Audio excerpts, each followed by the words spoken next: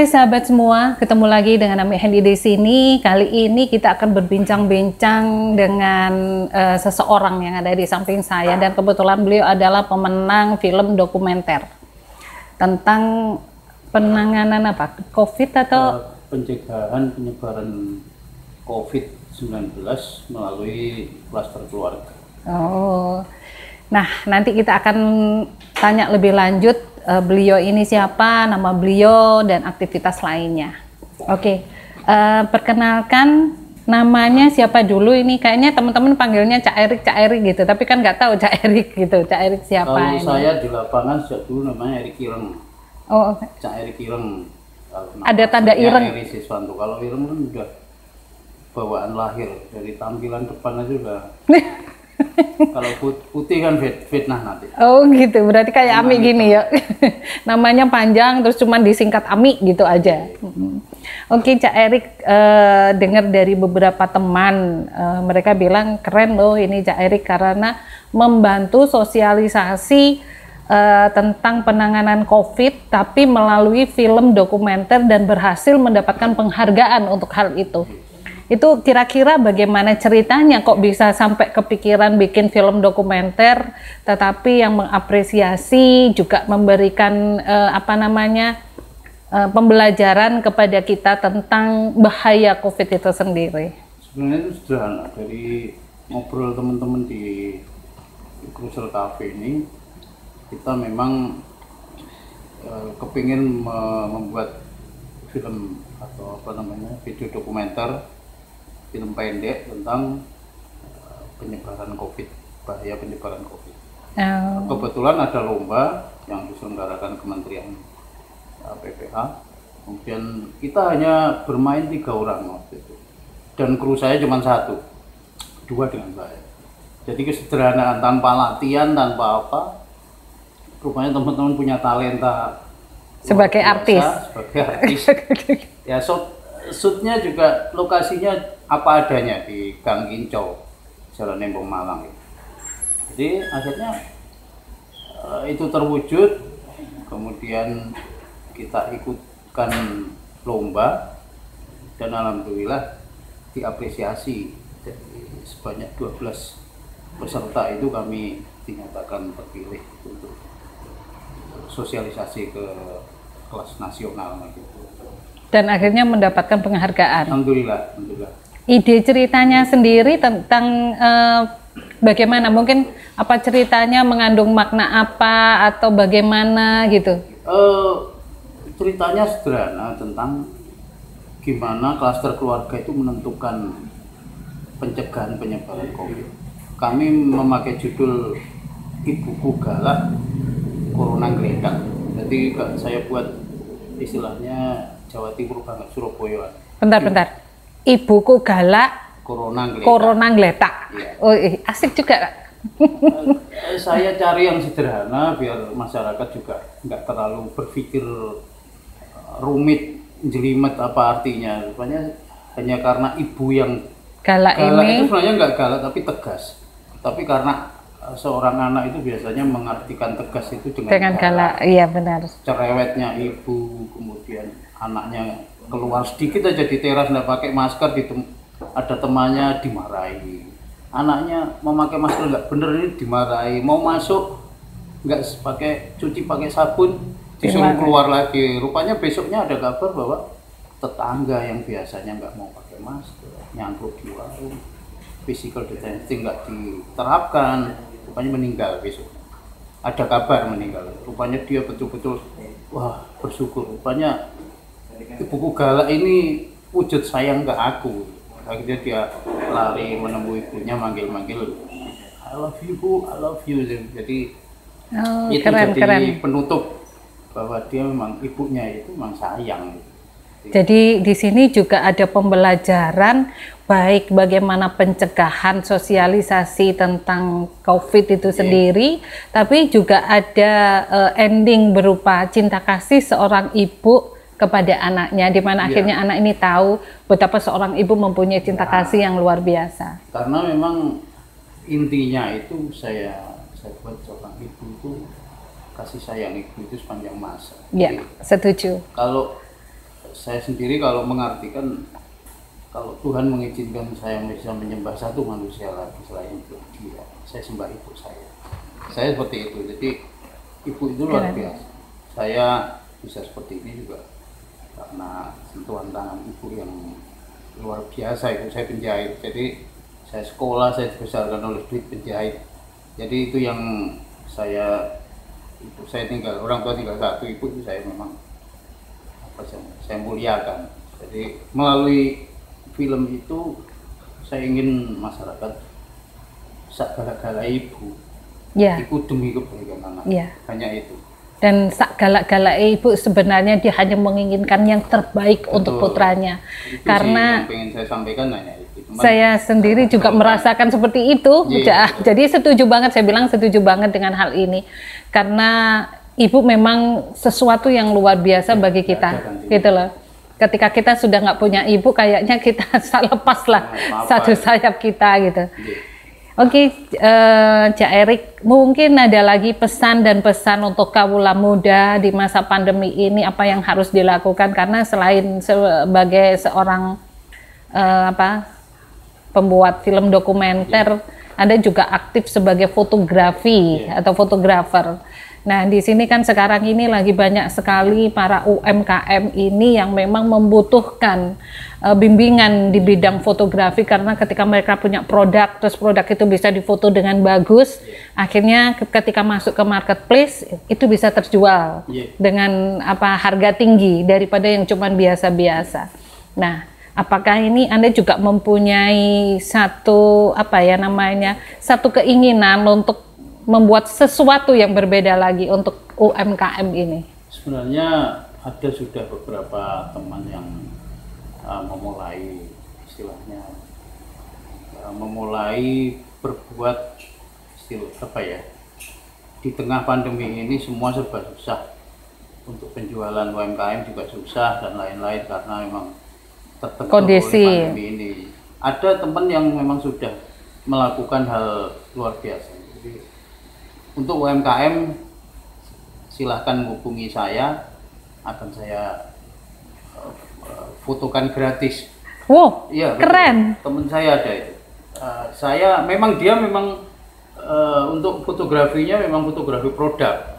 Makanya dia memberanikan, dia sangat berani, itu memang dia mempunyai kemampuan dalam hal itu. Jadi kalau beda dengan saya memang murni jurnalis foto. Jadi kalaupun motret produk itu pasti ada kaitannya, angle-nya beda dengan angle yang foto produk yang untuk memang foto butuh pencahayaan yang istilahnya lebih dari satu, penataan dan lain-lain. Bukan berarti nggak bisa, tapi memang setiap bidang itu ada kekhususan sendiri-sendiri. Jadi teman saya itu saya apresiasi, tolong ini niatmu luar biasa, saya bilang gitu, bisa di share kemana-mana. Rupanya dia sudah membantu banyak orang, namanya Mas Sony. Itu akhirnya saya istilahnya ngobrol dengan dia, apa yang bisa saya bantu. Ya saya istilahnya menunggu respon dari dia juga, apa yang bisa saya bantu untuk istilahnya membantu juga untuk UMKM seperti itu. Nah, memang seperti Mbak Ami bilang, tampilan itu sangat menentukan. Walaupun istilahnya tidak lepas dari produk itu sendiri. Gini Cak Erik, tadi Nyerengan berkata seperti itu, apakah nanti jika teman-teman ini pada melihat, biasanya mereka kan pada tanya, Ami benarkah itu nanti kita bisa dibantu foto dengan free? Maklum aja karena UMKM memang dalam tanda kutip memang ada beda-beda level. Nah, kalau misalkan nanti ada teman-teman yang memang mereka kepingin dibantu secara free, itu berarti bisa menghubungi panjenengan atau? Nanti saya share, bisa menghubungi saya, nanti saya share lagi ke teman Mas Sony itu, nanti kita bisa, sebenarnya saya ajak ngobrol dengan Mbak Ami atau teman-teman yang lain, bisa membantu. Jadi memang ternyata seorang fotografer itu ada bidangnya masing-masing, nggak mesti kalau istilahnya kalau ada genrenya masing-masing. Jadi kalau seperti saya itu di dunia militer fotografi lebih kental. Karena saya ada pendidikan Indonesian Combat Camera, istilah fotografer perang. Jadi memang benar-benar waktu itu menjalani peristiwa seperti itu karena saya spesialis daerah konflik dulu waktu itu. Saya kira soalnya fotografer itu ya seorang pengfoto yang semuanya bisa dia lakukan karena intinya dia bisa memfoto aja, tapi ternyata enggak ya, mereka punya semua bidang masing-masing. Cuman kemaksimalan dalam hal yang dilakukan untuk angle-angle itu. Jadi Gitu. Istilahnya art foto beda lagi, ada yang wildlife, fotografer alam liar, itu saya bisa berhari-hari kadang untuk nyanggung burung yang terbang aja, istilahnya burung yang tidak pernah kita lihat, hanya kita lihat dengar malam hari itu ada suaranya di atas genteng ada. Itu kalau di lapangan dia itu seperti batu, kita nggak lihat. Dan saya kemarin berhasil merekam itu, video dan foto itu lengkap, sampai dia ada telur yang dilindungi dia itu akhirnya dapat. Terus ada lagi istilahnya apa, fotografer bawah air, underwater, selam, itu beda lagi. Kemudian fashion, itu beda lagi. Jadi ada istilahnya cabang-cabang fotografi itu yang paling istilahnya butuh skill lebih, itu sebenarnya juga jurnalistik, foto jurnalistik itu.